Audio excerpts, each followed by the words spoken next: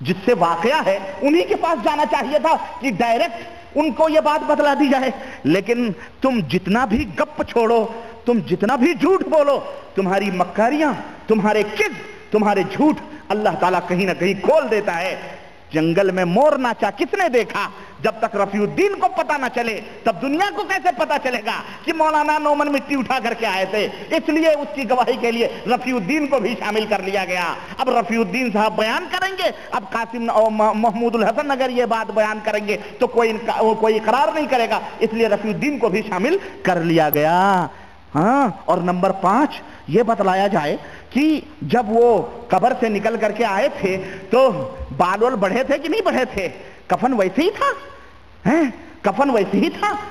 بتاؤ تو پھر اس کی صفائی وفائی کس نے کی تھی؟ پھر نمبر 6 یہ بتلایا جائے کفن ایسے ہی ان کا محفوظ تھا. نمبر 6 ہمیں یہ بتلایا جائے کہ اللہ رب العزت تو قرآن کے اندر یہ فرماتا ہے کہ جب کوئی مر جاتا ہے تو پھر قیامت کے دن ہی اس کو حشر ہوگا اور اسی حشر میں وہ اٹھایا جائے گا. یوم النشور جو ہوگا اسی قیامت کے دن سارے مردے اٹھیں گے. ان کو کیا خصوصی پاس ملا ہوا تھا اللہ کی طرف سے کہ یہ اپنی قبروں میں سے جب چاہے نکل کر کے دنیا میں بھاگیں پھریں اور دیوبند کے اندر آتے گئے؟ اور یہ ہمیں بتایا جائے نمبر 7 ہمیں یہ بتایا جائے کہ قاسم نانوتوی صاحب اب نہیں نکل کے آتے ہیں دیوبند میں. دیوبند میں اتنا بڑا فراڈ ہوا, دیوبند میں جو ہے قاری طیب کے مرنے کے بعد اتنا بڑا فراڈ ہوا اور اسد مدنی وغیرہ اتنے بڑے فراڈ کیے اور اسٹرائک ہوئی اور نہ جانے کیا کیا ہوا. قاسم نانوتوی اب جھگڑوں میں کیوں نہیں آتے؟ کیا روٹھے ہوئے ہیں آپ لوگوں سے؟ ہیں کیا شرم آتی ہے یا ڈنڈے ونڈے سے ڈر رہے ہیں کہ پولیس پیٹ پاٹ دے گی؟ اب کیوں نہیں نکل کے آتے ہیں؟ نمبر 10 ہمیں یہ بتلاؤ ذرا, ہمیں یہ بتلاؤ ذرا, باتیں تو بہت ہیں, ہمیں ذرا یہ بتلاؤ کہ مولانا یہ جو ہمارے قاسم نانوتوی صاحب جسد عنصری سے اٹھ کر کے آئے تو یہ بتلاؤ کہ جب قبر کے اندر دفن ہونے کے بعد اتنی طاقت ان کو تھی کہ قبر کھود کر کے اوپر آ جائیں, تو جب وہ مر گئے تھے تو وہ اپنے آپ قبرستان گئے تھے یا کوئی اٹھا کر کے ان کو لے جا کر کے قبر کے اندر دفن کیا تھا؟ جو اتنے بڑے شکتیشالی آدمی ہیں تو اس کو خود بخود جانا چاہیے نا قبرستان, اس کو اٹھا کر کے لے جانے کی کیا ضرورت تھی؟ لیکن دعوت تو یہ کرتے ہیں کہ جناب علی محدث تھے, بہت بڑے علامہ تھے, لیکن یہ تمام سب عقیدے جو فاسد عقیدے اس طرف, اور یہی نہیں صرف ان کے عقیدے ہی کا پتہ نہیں چل رہا, اس میں مولانا اشرف علی بھی کا بھی عقیدہ پتہ چل رہا ہے, رفیع الدین کے بھی عقیدے کا پتہ چل رہا ہے, اور جو مولوی تھے ان کے بھی عقیدے کا پتہ چل رہا ہے, اور اس کے اندر مولانا محمود حسن جو مفسر قرآن مانے جاتے ہیں ان کی بھی بدعقیدگی کا پتہ چلتا ہے. پتہ یہ چلا کہ عامے کے عامے پورے کے پورے کالے ہیں اور یہ بدعقیدہ لوگوں کی ایک ٹولی ہے اور جماعت ہے جس نے ہندوستان کے اندر یہ مکروہ چہرے چھپا کر اور پاکستان اور بنگلہ دیش کے اندر دنیا کو گمراہ کرنے کا انہوں نے بیڑا اٹھایا ہوا ہے. اللہ رب العزت ان سے ہمیں محفوظ رکھے. 294 کے اندر میں ایک اور میں واقعہ آپ کو بتاؤں کہ مرنے کے بعد بھی کہتے ہیں کہ قبروں کے اندر مرنے کے بعد بھی کرامات کا ظہور ہوتا ہے. مرنے کے بعد میں کرامتوں کا ظہور کس طرح سے ہوتا ہے؟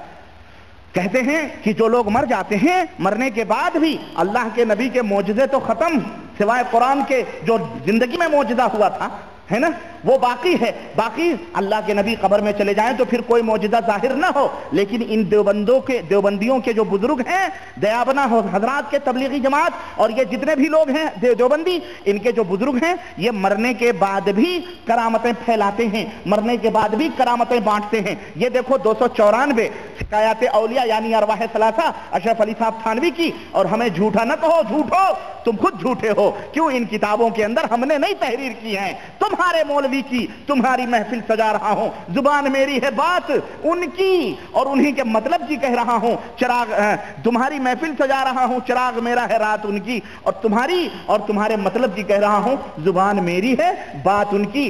سیاہی ہماری نہیں, کاغذ ہمارے نہیں, کتاب ہمارے نہیں, نہ قلم ہمارے, قلم بھی تمہارا, سیاہی بھی سب کچھ تمہاری. یہ دیکھو کیا کہہ رہے ہیں, کہہ رہے ہیں کہ مولوی معین الدین صاحب حضرت مولانا محمد یعقوب صاحب کے سب سے بڑے صاحبزادے تھے. وہ حضرت مولانا کی ایک کرامت جو بعد وفات واقع ہوئی یہ بیان فرماتے تھے کہ ایک مرتبہ ہمارے نانوتا میں جاڑے کا بخار بڑی کثرت سے آیا. سو جو شخص بخار آیا, بہت زبردست بخار آیا نانوتا شریف کے اندر, نانوتا ہمارے سہارنپور دیوبند نانوتا یوں ہی سب ہے قریب ہی میں, کہتے ہیں بہت بخار ہوا. جو شخص مولانا کی قبر سے مٹی لے جا کر باندھ لیتا اسے ہی آرام ہو جاتا. جو بھی مولانا کی قبر سے وہ کوئی مٹی نہ ہوئی, وہ تو کوئی حکیم کی وہ ہو گئی زنبیل کہ اس سے جو بھی دوائیاں نکال, مٹی اٹھا اٹھا کے لے جاتے, مولا آرام ہو جاتا. اس کثرت سے مٹی لے گئے کہ جب ہی قبر پر مٹی ڈلواؤں تبھی مٹی ختم.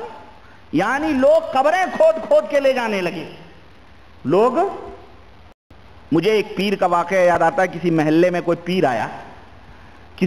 آیا, اب اس پیر سے کسی کی دشمنی تھی.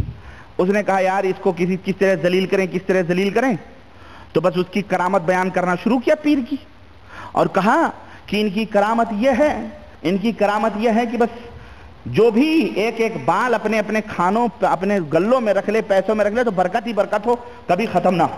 اب محلے کے لوگ سارے جاہل تھے, اس پیر کے اوپر ٹوٹ پڑے.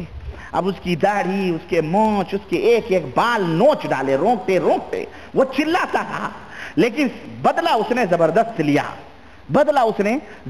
لیا اور ایک ایک بال نوچ ڈالے. ابھی کوئی ایک آدمی تھا باہر آیا اپنے گھر میں, بیوی غصے میں بیٹھی ہوئی تھی. کیوں؟ شوہر نہیں تھا بیچاری, وہ اکیلے کیا کرتی. وہ باہر سے آیا, کہنے لگی کہاں تھے تم ابھی تک؟ کہنے لگے کیا ہوا؟ کہنے لگے دنیا برکت لوٹ رہی ہے اور آپ ادھر ادھر گھوم رہے. کہنے لگے بات تو ہے بیگم, بتاؤ تو صحیح کیا بات ہے. کہنے لگے فلانے کے ہاں پیر صاحب آئے ہوئے ہیں, لوگوں نے سارے بال لوٹ لیے اور برکت کے لیے سب نے اپنے اپنے گھروں میں رکھ لیے, اور اب تو شاید کچھ نہ باقی بچا ہو, اب جا کے دیکھو ملے. کہنے لگے اب بھی آیا, اب بھی گیا. اب پہنچا تو سارا تو بیچارہ وہ گوریا جیسے ادھیڑ دو نہیں, گورئیے کو ایسے ہی بنا بیٹھا تھا, چلاتا روتا بلبلاتا. اب اس کو کچھ نہیں بان پڑا تو لنگی کھولی اور جتنے بال تھے سب نوچ کر کے لے کے چلا گیا. کہا چلو اب یہ بھی آخری تھے, ہم نے یہ برکتیں لے لی. تو کسی سے دشمنی دی تو اس نے یہ حرکتیں کی. ایسے ہی یہ حضرت ہیں کہ اب قبر پہ مٹیاں ڈالے جا رہے ہیں. کوئی دشمنی تھی, کسی نے اڑا دی ہوگی, اب مٹی کی مٹی ختم ہو رہی ہے, قبر کھودی جا رہی ہے. جناب عالی, میں کہتا ہوں تھوڑا سا صبر کر لینا چاہیے. مردے اٹھا لے جاتے لوگ, اس کے. سنو, یہ بات تو خیر کوئی بات نہیں, معمولی ہے. کوئی کہہ سکتا ہے کہ امام بخاری کی قبر سے خوشبو پھوٹ رہی تھی. ہم کہتے ہیں کہاں راجہ بھوج, کہاں گنگما تیلی, کہاں امام بخاری, اور کہاں یہ ہندوستان کے عجمی ملانے بیچارے جن کو اپنے ایمان اور عقیدے کا بھی کوئی پتہ لتا نہیں, اور جن کے اپنے دھرم اور مذہب کا بھی کوئی پتہ نہیں. تم انہیں امام بخاری کا حوالہ دے کر کے کبھی سامنے نہ لانا. کہاں امام بخاری, کہاں راجہ بھوج, کہاں گنگما تیلی. تو سنو, کہتے ہیں کہ جناب عالی کئی مرتبہ جب بیٹا ڈال چکا مٹی تو پریشان ہو گیا. یہ کوئی بات ہوئی, قبر میں مٹی ڈالتے رہو, پریشان ہو کر ایک دفعہ مولانا معین الدین کہتے ہیں کہ ایک دفعہ میں نے مولانا کی قبر پر جا کر کہا, اور بریکٹ میں لکھا ہوا ہے کہ یہ صاحبزادہ بہت تیز مزاج تھے. جا کے قبر پہ کہنے لگا کہ آپ کی تو کرامت ہوئی اور ہماری مصیبت ہو گئی. یاد رکھیو اگر اب کے کوئی اچھا ہوا تو ہم مٹی نہ ڈالیں گے. قبر والے سے کیا کہا؟ یاد رکھیو اگر اب کے کوئی درست ہوا, صحیح ہوا, تو اب ہم قبر پہ مٹی نہ ڈالیں گے. ایسے ہی پڑے رہیو, لوگ جوتا پہنے تمہارے اوپر ایسے ہی چلیں گے. بس اسی دن سے پھر کسی کو آرام نہ ملا. اللہ, اعوذ باللہ, حد ہو گئی, واقعی حد ہو گئی. یعنی قبر کے اندر باقاعدے وہ کوئی نسخے تھے کیا, مٹیوں میں ملا رہا تھا نیچے